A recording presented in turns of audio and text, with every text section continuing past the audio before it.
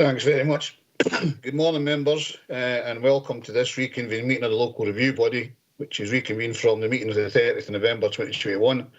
Today, 10 o'clock, Wednesday, 19th of January 2022. This meeting is being live streamed and recorded, and the recording will be made available on the council website for public listening. Please follow the good practice guidance, which includes muting microphones and switching off your video when you're not addressing the meeting. Right, and speak in Teams chat functions when you want to contribute, and the usual standing orders apply, including any votes will be undertaken by roll call. We are at item 4 of that previous meeting, which is the refusal of planning permission for siting of 4 holiday pods, formation of access road and parking areas, installation of shared septic tank and soakaway and associated works at Torres Farm, Kirkcudbright, reference number 20/1925/FUL. I will ask the clerk to provide an update regarding the further procedure agreed on the 30th of November 2021. Claire, can you take through that? Okay, thank you, Chair. I can confirm that on the 30th of November, members went through the papers for item 4. Following a vote, the LRB determined that the further procedure of an unaccompanied site visit in accordance with COVID-19 protocols would be necessary, as this would allow consideration of the first reason of refusal. The first reason of refusal is in your papers. So I can confirm that following the issue of our procedure notice, an unaccompanied site visit took place on the 12th of January 2022.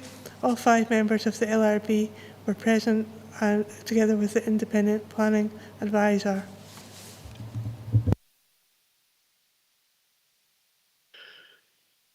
Thanks very much, Claire. So, does the local review body consider that it has sufficient information now to determine the review? Are we happy to move forward with this? I am, Chair. Thanks, Ian. Okay, for the LRB. Yeah, I am as well, but there's no clarification yet on how many members are present. We are quorate though, Jim. That's all right, as long as we make that known. Yeah. Okay, so as from the previous report, the procedure. Claire, you want to go through this part or what? It's up to members. Obviously, we went through the papers at the last meeting. It's whether members want reminded of any certain parts of it or the options available. Okay, members, are we happy to continue going through this? Because we have seen the previous photographs, we've had the site visit, we've got the report in front of us, we've got the relevant extracts and the grounds of refusal. Are we happy to continue in that light? I certainly would be, Chair. Same here, Chair. Okay, thanks very much. I think, members, it's over to yourselves then. We do have to consider the main issues. So does the proposal comply with the terms of the development plan in principle? In particular, does the proposal meet the terms of LDP2 policies NE2 and OP1? Part C, would the proposal represent an incongruous development on the open agricultural land at this location? Would it fail to respect, protect or enhance the region's rich landscape character and scenic qualities? And would the proposal be compatible with character and amenity of the area? And would it conflict with the adjacent core path and increase the risk of tree felling at the adjacent tree of ancient woodland and designated SSSI? The application site would result in the loss of good quality agricultural soil falling within land capability for agricultural classification 3.2 and the parts in that. And if it is considered the proposal fails to accord with the terms of the development plan, are there a set of material considerations of sufficient weight to justify a departure from the terms of LDB2? If so, what reasons would members give for such a decision if it was considered that a proposal departs from the terms of the development plan? If members are minded not to uphold the appointed officer's decision and instead grant planning permission for this proposal, what set of conditions and reasons would members wish to see attached, if any? And if members are instead minded to vary the terms of the appointed officer's decision, what changes to specific reasoning for the decision would be required? So it's down to your assessment now, guys, with the members with the site visit and the report in front of us. So Are there any moves from the members?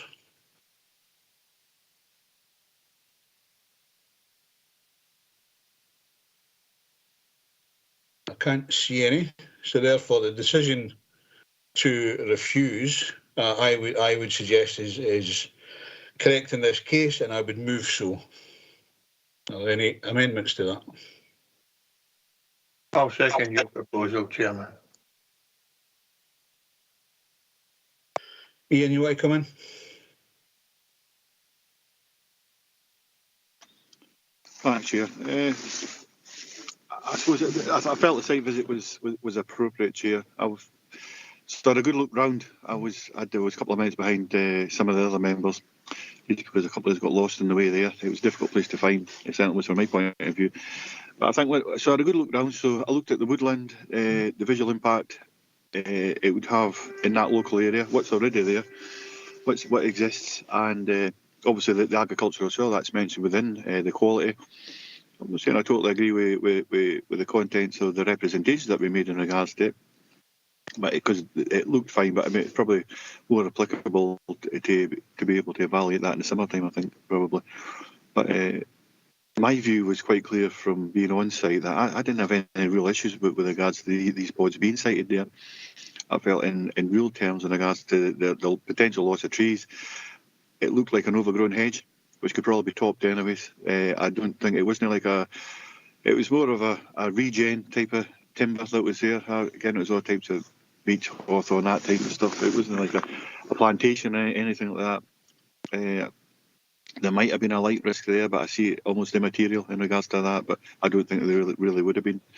The impact that would have on that local area, as far from a scenic point of view, I think it's almost immaterial. Again, it's slight, it's low, it would be low impact, and actually the benefits to local economy for me would really outweigh, I think, any potential or mitigate any potential adverse impact that it would have. So I'd be keen to see it supported, Chair, being honest, looking at it. That was after having the site visit in particular.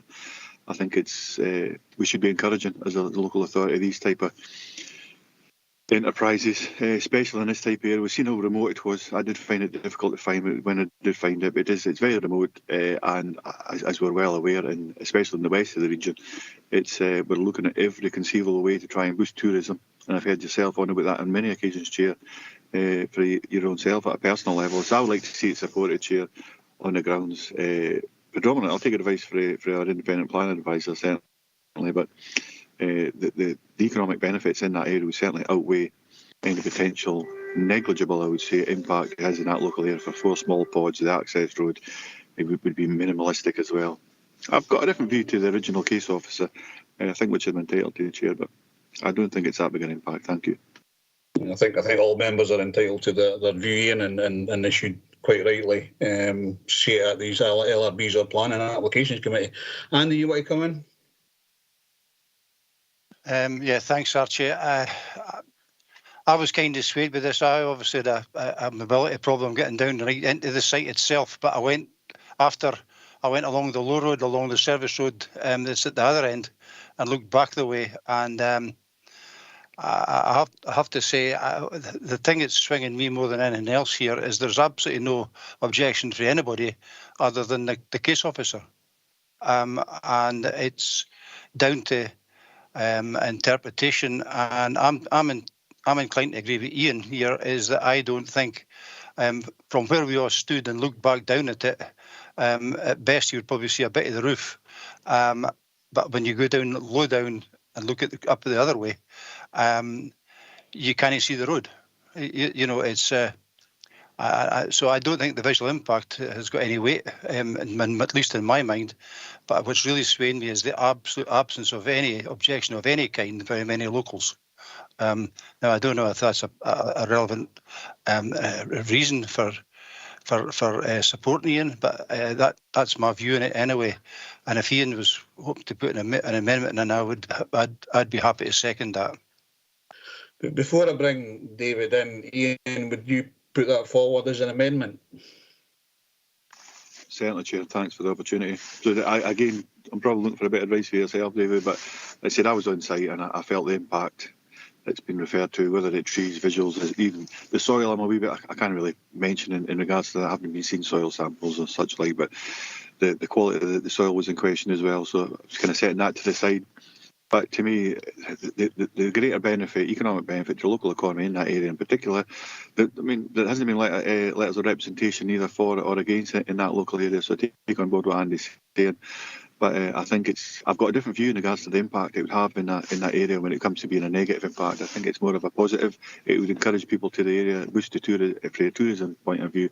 It would boost the economy, and we know how difficult it can be for landowners and farmers in particular when it comes to making the business work at the end of the year, making everything work. So I'd like to see this particular application supported. So David, maybe I can get some support for yourself at some point later on, but that's the crux of it, Chair, if you can capture that. Thanks very much. David, in your advisory role, can you give advice to Ian and Andy? Morning, Chair. Morning, members. Yes, certainly. You've got the reason for refusal on page 168 and 169 of your agenda papers. So what it's setting out here is that it's an incongruous development in an open agricultural land, and it would be clearly visible within a number of important vistas, with an unduly adverse impact on the regional scenic area. So that's obviously something which, having seen the site, it's something for members to come to a conclusion. Is that overstated? Is it an unduly adverse impact on the regional scenic area? And is it indeed clearly visible from a number of important vistas? Personally, I think the visit was very useful. It allowed certainly me to see it in the context far better than the slides we had. We do have the slides available again if members want to run through them if they have any doubt about that. But it's a justifiable grounds if the economic development benefits through the tourism under policy D9, if you're giving more weight to that than the concerns in terms of the visual impact, that's quite a legitimate ground for overriding the original decision. Thanks very much. I see that Councillor Tate's joined us. Ronnie, do you want to say anything before we go to... No, sorry. Just so you're aware, there is a motion to go with a recommendation made by myself and seconded by Jim Dempster.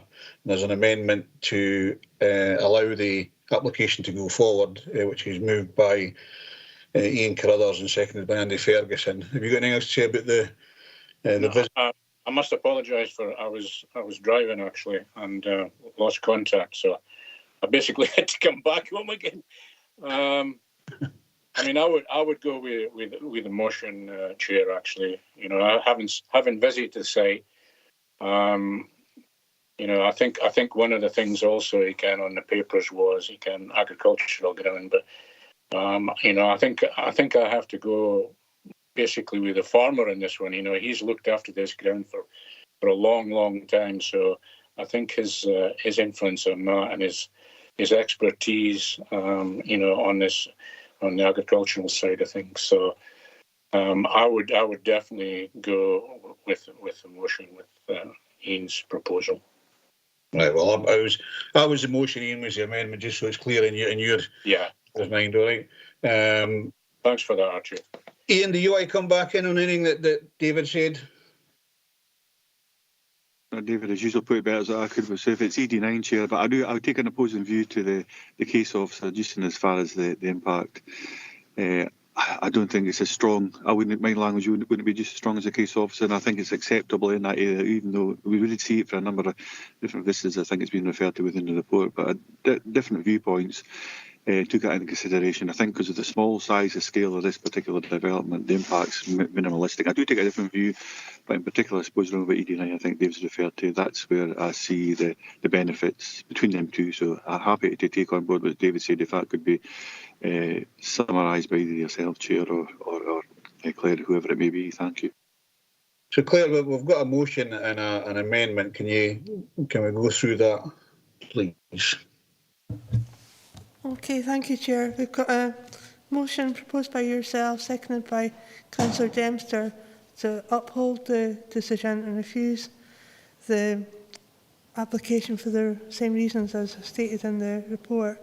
There's an amendment proposed by Councillor Carruthers, seconded by Councillor Ferguson, to reverse the decision and approve permission for the applications on the grounds that there would be greater benefit of the local economy would mitigate any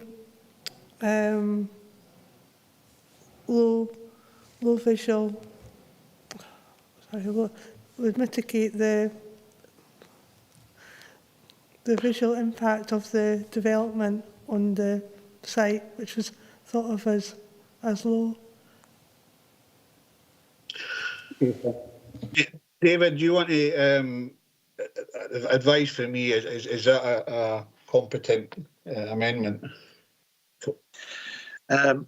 If I'm correct, what I actually heard Councillor Carruthers saying, it was along the grounds that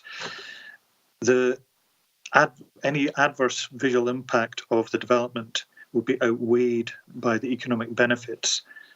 Therefore, more weight was being given to policy ED9 in the plan. And I think that was probably the key point. There's maybe two other points I would want to just get clarification from yourselves as a panel first. The second ground for refusal was about the quality of the agricultural land. If I heard Councillor Tate correctly, he's basically of the view that the land really wasn't of such quality as to cause any great concern. Certainly, we did see it as a little dogleg corner, and I noticed that there were statements put in by the agent on that one, page 153, the farmer, sorry, I should say, setting out why the field he doesn't consider as particularly usable for agricultural purposes. So it's just to clear that up, is that the more weight has been given to the comments made by the applicant on page 153 for overriding the policy presumption here in terms of NE 13 on agricultural soil. And the other issue, just to clarify, is if is Councillor Carruthers wishing this to be approved unconditionally or conditionally? If you're looking for appropriate conditions, I'm happy to suggest a few of those if that's of assistance. Ian, you want to come back in a minute before I bring Jim in? Yep, thank you, Chair. So, no, absolutely with conditions, please, David. If I know we've normally got a set of standard conditions sitting on already, I would agree with what Ronnie's saying, and you're referring to page 153 of the actual report. I mean, my full evaluation was walking around the site. There was a number of wet, soft spots within that field, which would have silver the ground and actually make it less productive in the summer, as been pointed out. So that may well be the case. But I say, because I'm not a professional in regards to the soil samples and such like, it's the only reason I made the comments earlier in regards to that. But ultimately, the summertime, the yield of crop would determine exactly. We can see it visually, but I think it's summarised well between yourself, David, and what Ronnie's picked up in as far as in Councillor Tate, anyways. But no, I'm a set of conditions. I would prefer conditions on it, standard conditions, please, Chair. Thank you. Thank you. Jim? That's it. It's on the soil issue. I walked the field and I couldn't see any difference. And I'm a layperson, and so I think as every member of this committee. And we shouldn't be taking advice from anyone on soil quality other than a professional and a professional assessment, and be concerned if we are starting to accept opinion from interested parties. I'm satisfied with what Ian's saying, and Ian's also been very honest in saying he doesn't present himself as an expert in soil samples. So I'd be concerned if we were making a decision based on the value of soil, because I don't think that's what we should be doing without official evidence to support that. Thanks, Chair. Okay, thanks very much. Andy, you want to come in? Yeah, thanks, Archie. I take Jim's point, but I'm also of the view is there's no counter from a professional. We would normally expect to. There's a certain qualification, and I don't want to cast any doubt or Iona's ability in the slightest here, but is she an expert? because I can't see any evidence in all the papers of any outside body coming in and saying this is good quality agricultural land. It's an assumption by the case officer. And I, like others, I'm no keen to make a decision on the quality of ground without. I think it's in the balance of probabilities here is that the external contractor who's not in any way to do with the application other than the fact he probably does most of the contract work around that whole area, is saying it's no very good land. It's not very productive. So I'd be wary of basing a decision on. I'll choose my words carefully. An assumption by the case officer that or better put, maybe the absence of any counter from a person with the right qualifications to do so, that we take the word of the last person to use the land and the person who's been contracting that land for a long time, given his statement. So I think that's what I need to say in that one. Archie, thank you. Thanks, Andy. Excuse me. Okay, right. So we've got a minute. We have a motion and an amendment, which I think will be words that everybody will be happy with. So, Claire, can we go to the vote, please? Chair, can you just get Claire to reaffirm what the amendment is? Because I'd be concerned about setting a precedent here and taking evidence from farmers about soil sample. Can Claire just confirm what the amendment is, please, before we go forward? Okay, Claire, can you do that, please? Okay, thank you, Chair. Right then, to start beginning, we've got a motion proposed by yourself, seconded by Councillor Dempster, which is basically to uphold the decision and refuse the application for the same reasons as outlined in the report. We have an amendment proposed by Councillor Carruthers, seconded by Councillor Ferguson, to reverse the decision and approve permission on the grounds that any adverse impacts would be outweighed by the economic impact, it's DG9, and that they're, yeah, you have to possibly agree your wording here with the land that you were. Can I assist, Claire? Sorry? Can I assist the wording of that? Yes, thank you. I'd appreciate some help. Yes, what I've scribbled down there was that any adverse negative visual impact of the development, which clearly was considered to be relatively minimal, would be offset by the economic benefit of allowing the tourist development under policy ED9 and local development plan 2. Also, just to reiterate that bit about the fact that as an LRB, you cannot delegate conditions to officers to do so. If it is a conditional approval, I would request that we actually run through those and agree them as well in advance, just so that that's the decision that goes out. Okay, well, we'll go to the vote first and then we'll come back to the conditions. Okay. Right. Claire, can we go to the vote? Chair, I wonder if I don't know you can do that. If you agree with the conditions, then... There's two people talking here. Right. Ian. Aye, so thank you, Chair. I think David's right here. I think in regards to we need to actually, if my amendment's forward, if it wins, then we need the conditions laid out beforehand, please. I'd quite keen to hear what the standard conditions are as well, please, Chair. Okay, David, can you help us? Certainly, Chair. Having had a look at this one and taken on board the comments of the statutory consultees, I would suggest that you're really looking at 7 conditions here. The first one would be that none of the holiday pods hereby granted planning permission shall be used for any purpose other than holiday accommodation, and none shall be sold, leased or otherwise disposed of for use as a sole or main residence of the occupant of the accommodation. That's a very standard condition that is applied to holiday units. The remaining ones are all conditions relating to roads issues. So number 2 would just be regarding the formation of the off-street car parking and turning areas in accordance with the approved drawings. The third one would be to do with the stopping up of the existing vehicular access, because if you noticed, the proposed access is slightly skewed from where it is at the moment. So roads officers have recommended that. Then fourth condition would be related to visibility displays. And the fifth condition is just the implementation of the standard visibility displays. And the sixth condition, I would suggest, these are all just from the roads officer's comments, would be to do with surfacing of the public road for the first 5 metres in a bituminous material and making sure it's trapped and drained so it doesn't flow onto the public road. And the final one is that any access gate should be 6 metres behind the public road access.